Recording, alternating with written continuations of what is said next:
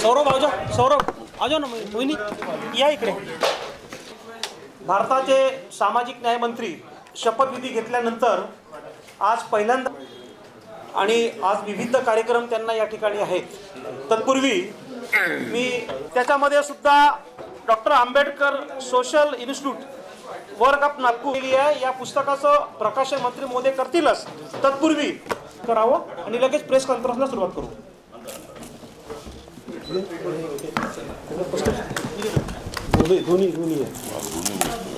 दोन्ही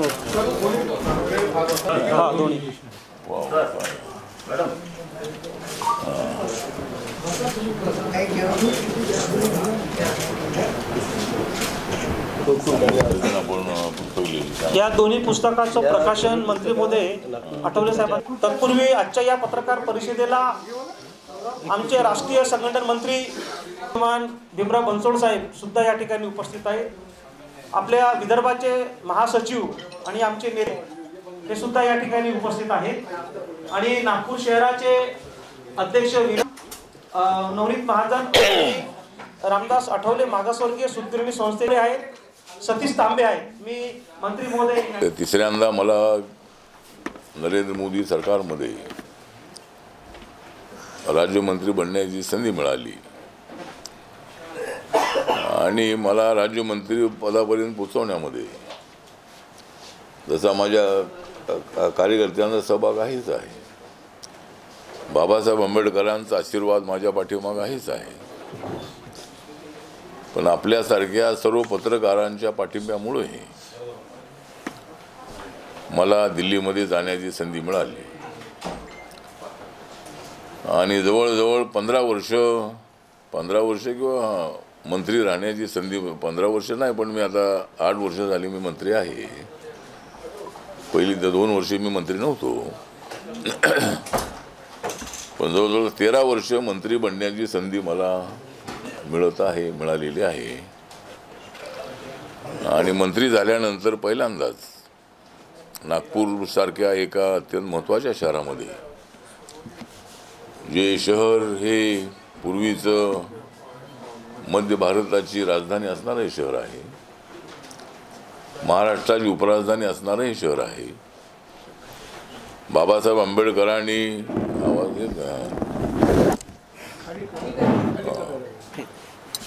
आंबेडकरांनी ज्या शहरामध्ये बौद्ध धम्म दीक्षा घेतली ते शहर नागपूर शहर आहे। रिपब्लिकन पार्टी ऑफ इंडियाची स्थापना ज्या शहरामध्ये झाली ते शहर नागपूर शहर आहे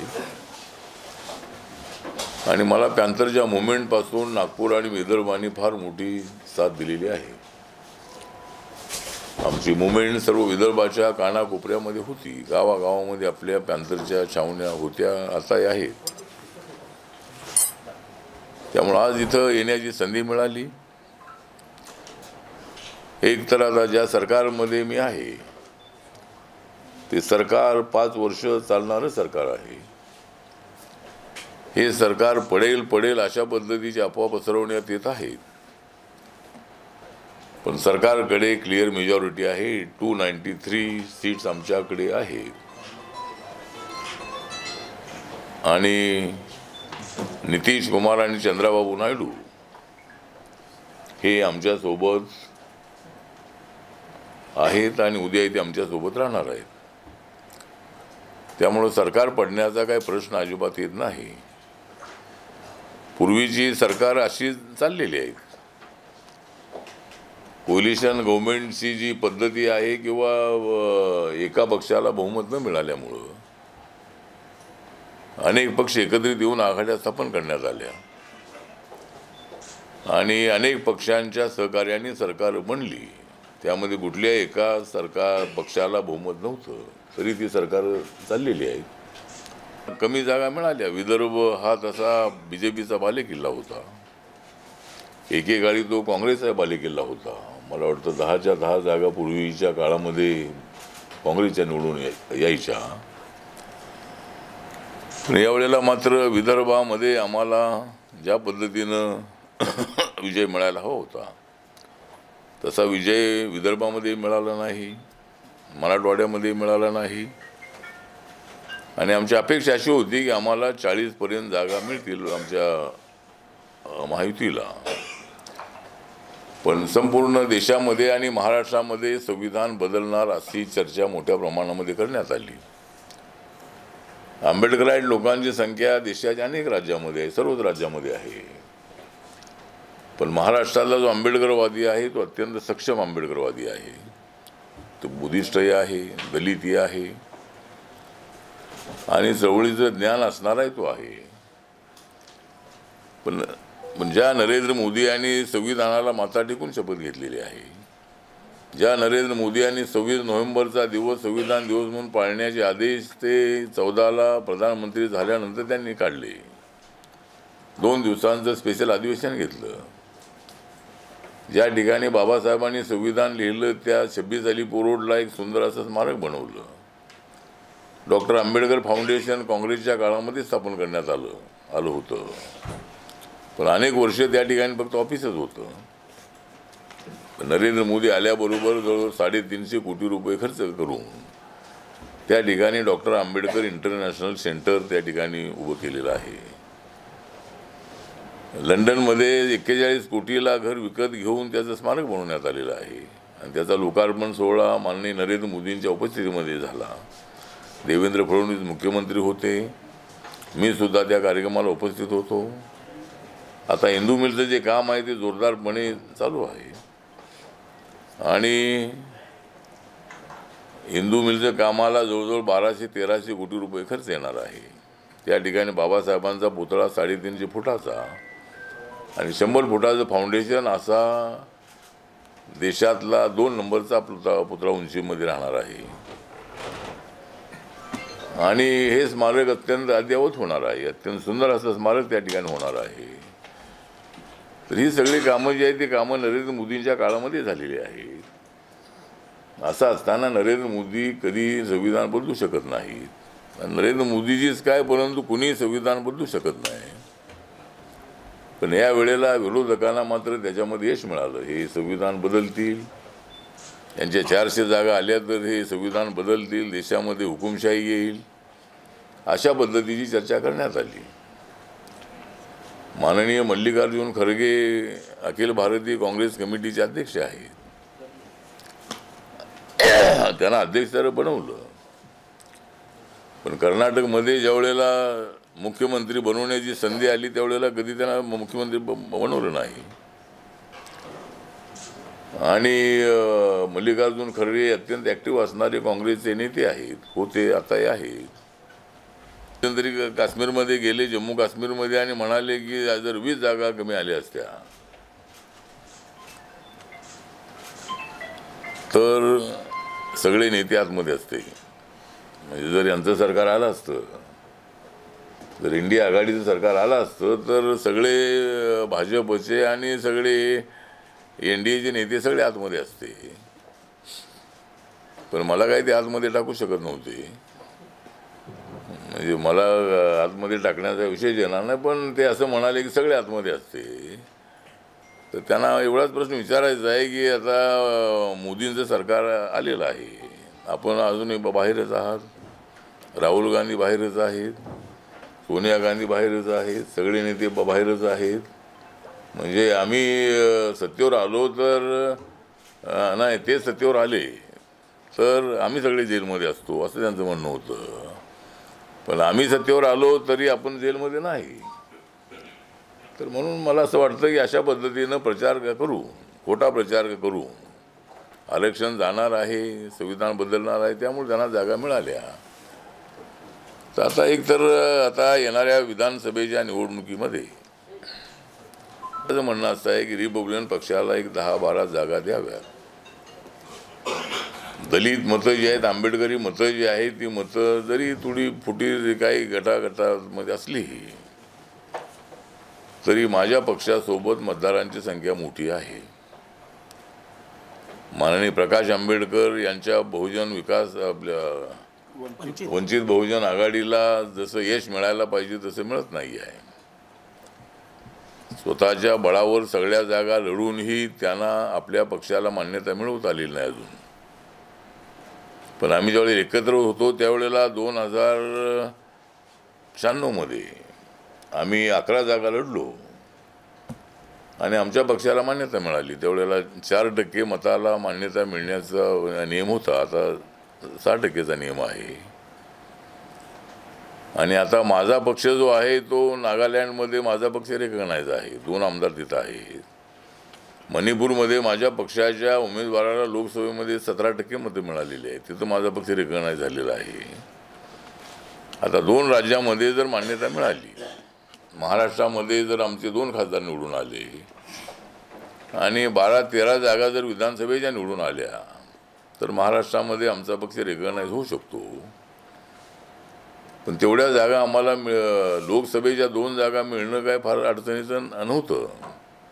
आम्ही लोकसभेला 2 जागा मागितल्या होत्या RPIने, पण त्या काही मिळाल्या नाही. पण आता विधानसभेला तरी आम्हाला 10-12 जागा द्याव्यात. त्यामधल्या विदर्भामधल्या इथं 3 तरी जागा आम्हाला द्याव्यात, कारण विदर्भामध्ये दलित, बुद्धिस्ट, आंबेडकराईट लोकांची मतदारांची संख्या मोठी आहे. त्यामुळं विदर्भामध्ये आम्ही आता उत्तर नागपूर आहे किंवा उमरेड आहे, त्यानंतर आपला उमरखेड आहे यवतमाळ जिल्ह्यामधला, वाशिम जिल्ह्यामध्ये वाशिम आहे, असे 3-4 जागा आम्ही मागतो. आणि महाराष्ट्रामध्ये आम्ही 18 जागांची यादी तयार केलेली आहे. आणि ती चंद्रकांत बावनकुळे आणि देवेंद्र फडणवीस, मुख्यमंत्री एकनाथ शिंदेजी आणि अजितदादा पवार यांना आमची यादी या 2-3 दिवसात आम्ही देणार आहोत. आणि त्याच्यातले आम्हाला 10-12 जागा द्याव्यात आमची मागणी आहे. आणि आम्हाला BJPच्या कोट्यामध्ये समजू नये, BJPच्या कोट्यात तर आम्ही आहोतच, पण 3 पक्षाने आम्हाला 4-4 जागा द्याव्यात.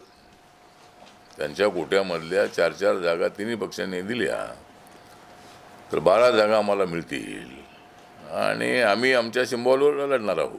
मागच्या वेळेला देवेंद्रजीची इच्छा अत्यंत चांगली होती, त्यांनी 5 जागा आम्हाला दिल्या, पण ते 5ही ठिकाणी कमळावरती उमेदवार लढले आणि उमेदवारी सगळे ते त्यांचेच होते. तर यावेळेला थोडंसं देवेंद्र फडणवीस हे अनुभवी नेते आहेत, अभ्यासू नेते आहेत, महाराष्ट्राच्या मुख्यमंत्री पदावरती 5 वर्ष राहिलेले आहेत आणि सर्व समाजाला घेऊन जाण्याची त्यांची भूमिका सातत्यानं राहिलेली आहे, मित्र आहेत. आणि त्याने आम्हाला सुरुवातीला RPIला मंत्रिमंडळामध्ये स्थान देऊ अशी असं आश्वासन त्याने आम्हाला दिलं होतं, पण विस्तार झाला नाही. त्यामुळं काय यावेळेला तर काय मंत्रिपद मिळालं नाही. पण पुढच्या वेळेला सरकार येईल त्यावेळेला 1-2 मंत्रिपद आम्हाला द्यावीत अशी आमची मागणी आहे. आणि आता महामंडळाचं वाटप होतं आहे, त्यामध्ये महात्मा फुले विकास महामंडळ आहे आणि एखादं महामंडळ आहे, अशा 2 महामंडळाची तरी चेअरमनपद आम्हाला मिळावीत अशी आमची मागणी आहे. तसं एक पत्र आम्ही त्यांना देणार आहोत. आता अनेक लोकांच्या नेमणुका होत आहेत आणि नेमणुका यासाठी आम्ही करतो आहोत की नंतर आमचं सरकार येणार आहे. जरी विरोधकांनी किती प्रयत्न केला तरी त्यांना लोकसभेला जे यश मिळालं त्याच्या 50% कमी यश यावेळेला मिळेल, कारण यावेळेला संविधानाचा मुद्दा चालणार नाही आहे. आणि यावेळेला आम्ही 3 पक्ष आणि आमचा RPI जो आहे, रिपब्लिकन पक्ष जो आहे, तर आम्ही सगळे एकत्रितपणे एक चांगल्या पद्धतीची प्रचार यंत्रणा उभी करतो आहोत. दलित समाजामध्ये जो गैरसमज झालेला आहे तो दूर करण्याचा आमचा प्रयत्न आहे. आम्ही संविधान बदलणार कसे, संविधान कोणी बदलू शकत नाही, मोदीजी तर बदलू शकत नाही, पण कुणी संविधान बदलू शकत नाही. आरक्षण कुणी काढू शकत नाही आणि आरक्षण काढलं तर राहुल गांधी काढू शकतात, इतर कुणी काढू शकत नाही. पण राहुल गांधींनी सांगितलेलं आहे की आमची सत्ता आल्यानंतर, वेळ आल्यानंतर आम्ही आरक्षण खत्म करू, अशी अत्यंत चुकीची भूमिका त्यांनी मांडलेली आहे आणि संविधानाला छेद देण्याचा प्रयत्न केलेला आहे. ज्या संविधानाने बाबासाहेब आंबेडकरांनी आम्हाला आरक्षण दिलेलं आहे त्या संविधानाला बदलण्याचीच भावना त्याच्या पाठीमागे नरेंद्र मोदींची नव्हे तर राहुल गांधींची आहे. आणि भारताच्या बाहेर जाऊन राहुल गांधी उलटसुलट बोलत असतात. त्यामुळे माझी सरकारकडे मागणी आहे की राहुल गांधींचा पासपोर्ट जो आहे तो कॅन्सल करावा किंवा त्यांच्याकडून थोडंसं आश्वासन घ्यावं की मी भारताच्या बाहेर गेलो की देशाच्या विरुद्ध बोलणार नाही, देशाच्या बाहेर जाऊन देशाची लोकशाही धोक्यात आहे म्हणायचं. आणि मग तुम्हाला आता विरोधी पक्ष नेते कसं मिळालं? 99 जागा तुमच्या कशा निवडून आल्या? 234 जागा तुम्हाला आरोपीच्या एवढ्या कशा निवडून आल्या? लोकशाही जर धोक्यातच आहे तर अशा पद्धतीनं चर्चा करून हे लोकतंत्र हे धोक्यात आणतील, हे करतील. या देशात कधीच हुकुमशाही होऊ शकत नाही. या देशात बाबासाहेबांनी दिलेलं संविधान हे अत्यंत मजबूत संविधान आहे. आणि म्हणून मला असं वाटतं की हा प्रचार एवढेला चालणार नाही. उलट राहुल गांधींनी जी भूमिका मांडलेली आहे त्याच्या विरोधामध्ये संपूर्ण महाराष्ट्रामध्ये देशामध्ये आंदोलन झालेलं आहे. राहुल गांधींच्या स्टेटमेंटचा निषेध केलेला आहे. परंतु राहुल गांधींच्या संबंधामध्ये काहीतरी चुकीच्या पद्धतीनं त्यांची जीभ छाटली पाहिजे, त्यांना चटके दिले पाहिजेत, अशा पद्धतीची भूमिका मांडणं हे योग्य नाही आहे. असं मला वाटतं की त्यांच्या विरोधामध्ये त्यांनी जी भूमिका मांडलेली आहे त्याचा विरोध करण्याचा आपणाला अधिकार आहे. पण अशा पद्धतीनं एखाद्या नेत्याच्या संबंधामध्ये बोलणं बरोबर नाही आणि एकदम चुकीच्या दिशेनं पुढं जात आहे की एकदम उकाळ्या पाकाळ्या किंवा आरोप प्रत्यारोपांनी सगळं राजकारण एकदम बरबडलेलं आहे. तर मला असं वाटतं की आपण सगळ्यांनी विकासाच्या दिशेनं पुढं जायला पाहिजे आणि या पद्धतीनं आमचं काम चाललेलं आहे. माझी पक्षाची बांधणी देशभरामध्ये सुरू आहे आणि देशामध्ये कुठलाही एक प्रांत असा नाही की त्या ठिकाणी RPI नाही. अंदमान निकोबारमध्ये, लक्षद्वीपमध्ये, दादरा नगर हवेलीमध्ये, दीव दमनमध्ये आणि बाकीच्या सर्व राज्यामध्ये रिपब्लिकन पक्षाच्या माझ्या गटाच्या शाखा आहेत. त्यामुळं पक्षाची बांधणी करण्याकडे माझं पूर्णपणे लक्ष आहे आणि सर्व जाती जमातींना न्याय देण्यासाठी आमचा प्रयत्न सुरू आहे. बाकी विचार 3 तारखेचा 3 ऑक्टोबर हां 3 ऑक्टोबर रिपब्लिकन पार्टी ऑफ इंडियाचा जो स्थापना दिवस आहे, 3 ऑक्टोबर 1957ला स्थापन झालेल्या रिपब्लिकन पक्षाचा कितवा लिहिलं आहे? 57 नाही कितवा हां 67 असेल. हां 67th जो स्थापना दिवस आहे तो 3 ऑक्टोबरला सातारा या ठिकाणी आहे आणि त्या ठिकाणी सर्व महाराष्ट्रातले प्रमुख कार्यकर्ते त्या ठिकाणी येणार आहेत आणि प्रत्येक वर्षाला RPIच्या वतीनं हा स्थापना दिवस साजरा करण्यात येतो.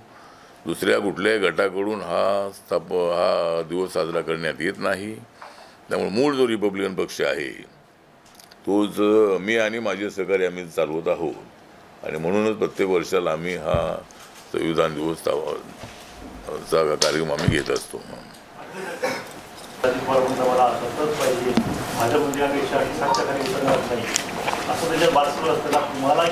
सगळ्या पक्षांच्या मागण्या तर आहेतच आहेत, पण आता मी काय तशा रिपब्लिकन पक्ष मात्र आपल्या सिम्बॉलवर लढणार आहे. कारण माझ्या पक्षाला मला नॅशनल मान्यता लवकरात लवकर मिळवायची आहे आणि BJP आमचा मित्रपक्ष आहेच आहे आणि लोकल बॉडीजमध्ये वगैरे आपण समजू शकतो. काही ठिकाणी जर असं सिम्बॉल घेतलं, अलीकडे 3चे 4चे प्रभाग आहेत, त्यामुळं लोकल बॉडीच्या निवडणुकीमध्ये सिम्बॉल घेतलं तर अनेक वेळेला ती काही थोडीफारची अडचण येणार नाही.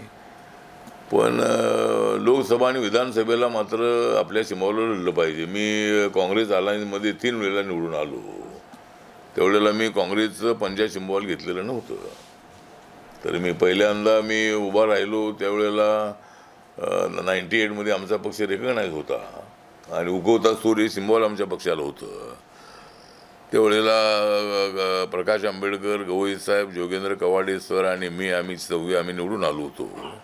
ते रिपब्लिकन पार्टी ऑफ इंडिया या नावाने असणाऱ्या सिम्बॉलवरती आम्ही निवडून आलो होतो.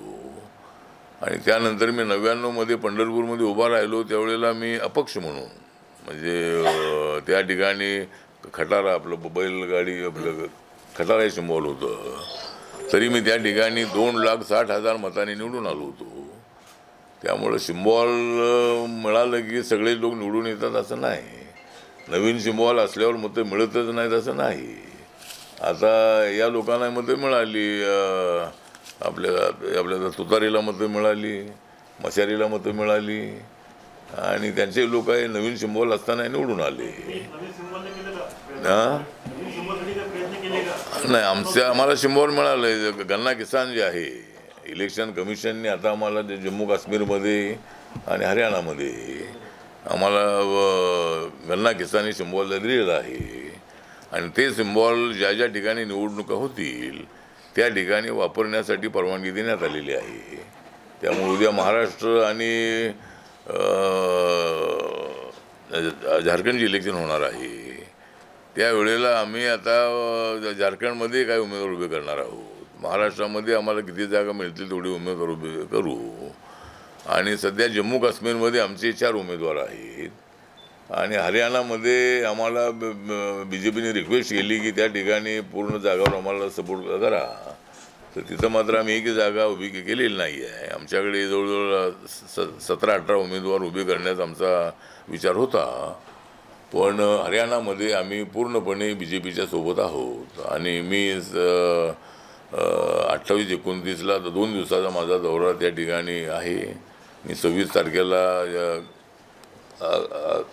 काश्मीरला जाणार आहे आणि अशा पद्धतीनं आहे. तर महाराष्ट्रात प्रचारामध्ये आमचे कार्यकर्ते पूर्णपणे सहभागी होतील, पण रिपब्लिकन पक्षाला थोडं जिल्ह्याच्या ज्या DPTC आहेत, काही कमिटी आहेत, काही SO आहेत आणि काही महामंडळाचे ते चेअरमन पद, उपाध्यक्ष आणि सदस्य, अशा पद्धतीनं आमच्या कार्यकर्त्यांचा विचार करावा अशी आमची मागणी माननीय मुख्यमंत्री एकनाथ शिंदेजी, देवेंद्र फडणवीसजी आणि अजितदादा पवार यांच्याकडे आहे.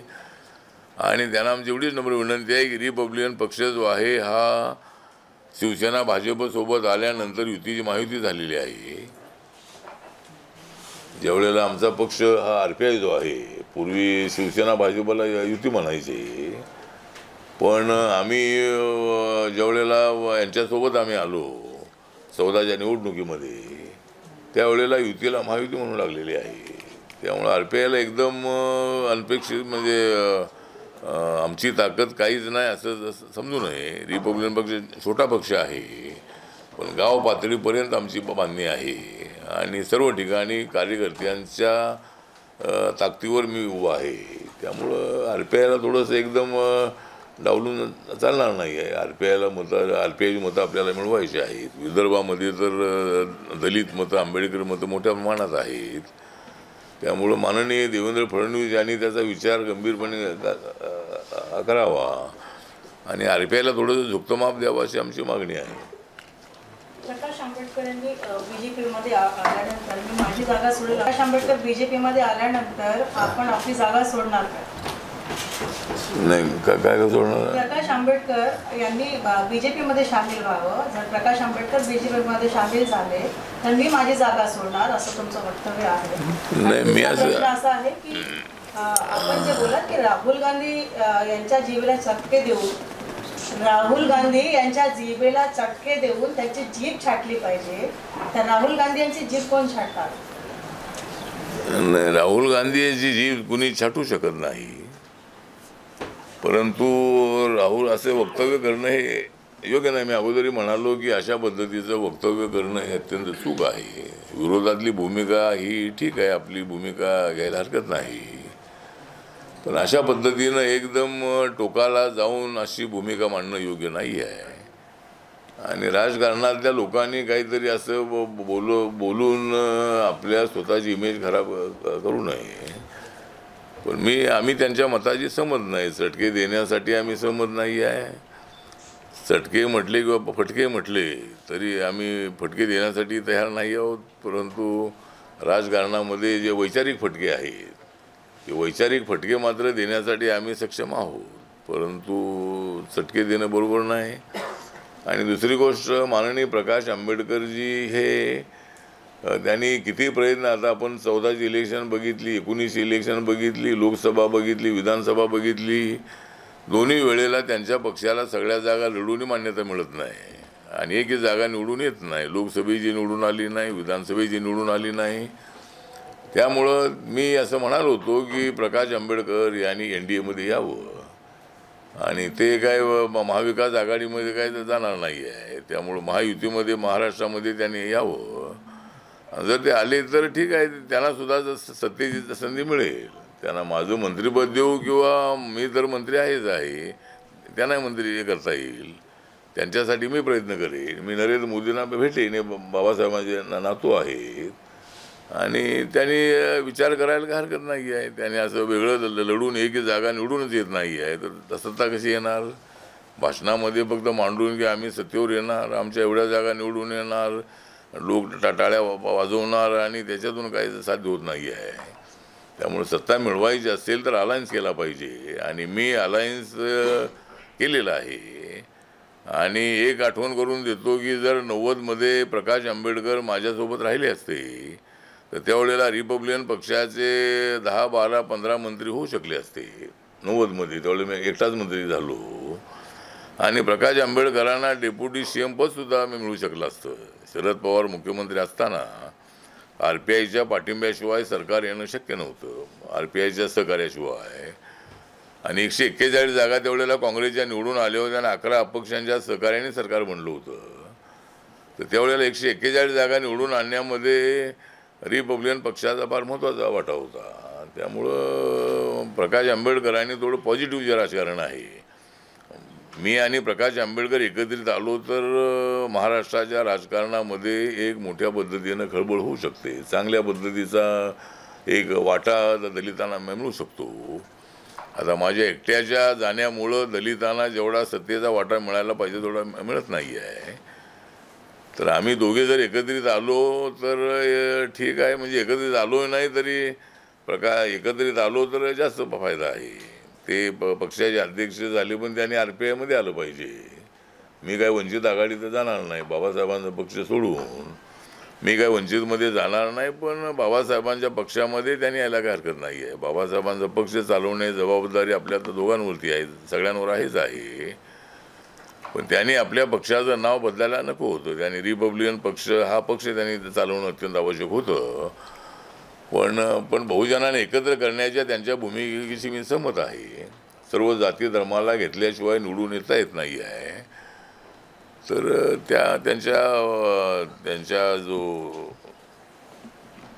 त्यांची भूमिका आहे त्याच्याशी मी सहमत आहे की सगळ्या जातींना सोबत आणलं पाहिजे. पण म्हणून आता अशी परिस्थिती आहे.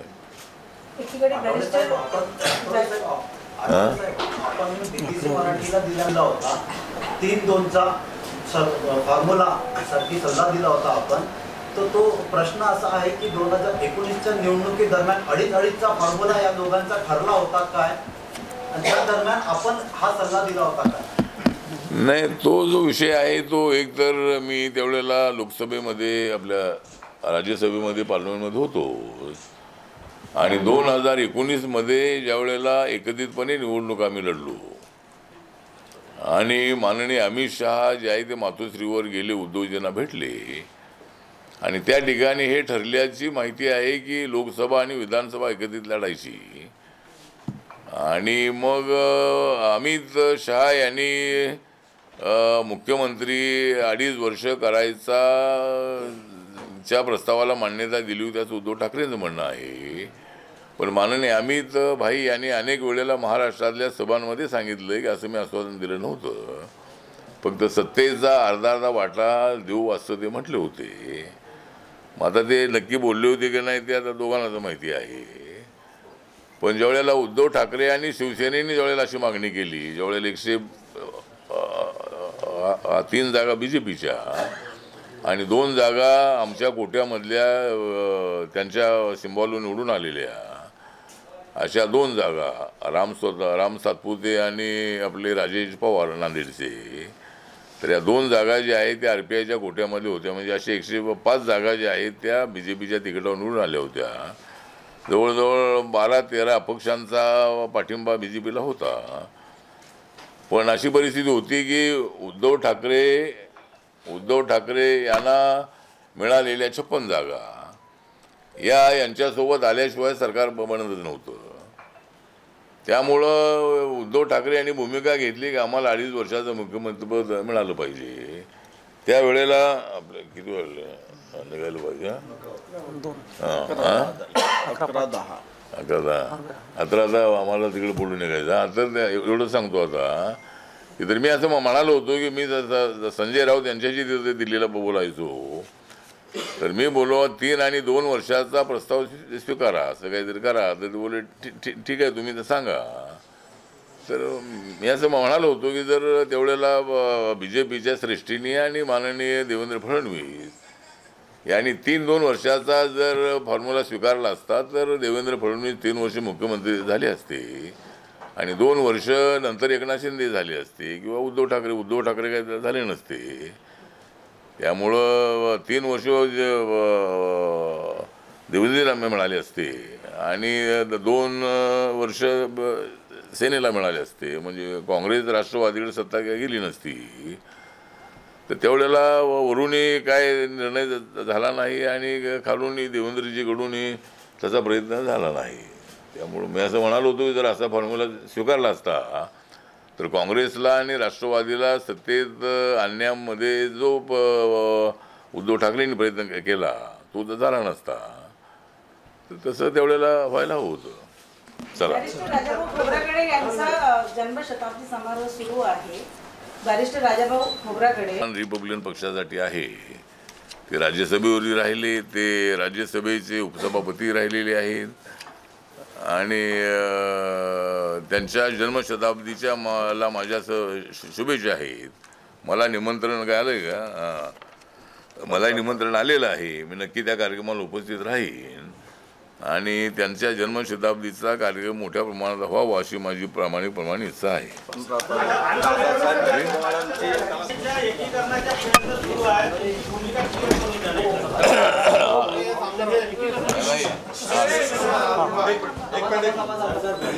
नाही, रिपब्लिकन पक्षाचं जे एकीकरण आहे ते फक्त खोब्रागडे गटाचं करून चालणार नाही आहे. एकीकरण करायचं असेल तर ते सगळे गट एकत्रित आणले पाहिजे आणि प्रकाश आंबेडकर ते ऐक्यामध्ये आल्याशिवाय ऐक्य होत नाही आहे. त्यामुळं काही लोकांना एकत्रित आणून प्रकाश आंबेडकरांशिवाय ऐक्य करून आम्ही पाहिलेलं आहे, ते समाजाला तेवढं मान्य नाही आहे. त्यामुळं प्रकाश आंबेडकरांसह ऐक्य होत असेल तर त्या ऐक्यात सामील होण्याची माझी तयारी आहे आणि त्यामध्ये कुठल्याही मुख्य पदासाठी मी आग्रही राहणार नाही. अध्यक्ष कुणाला प्रकाश आंबेडकरांना बनवा आणि कुणालाही बनवा त्याच्यासाठी माझी पूर्णपणे तयारी असेल आहे आणि ते ऐकायला माझा पूर्णपणे पाठिंबा आहे. चालेल.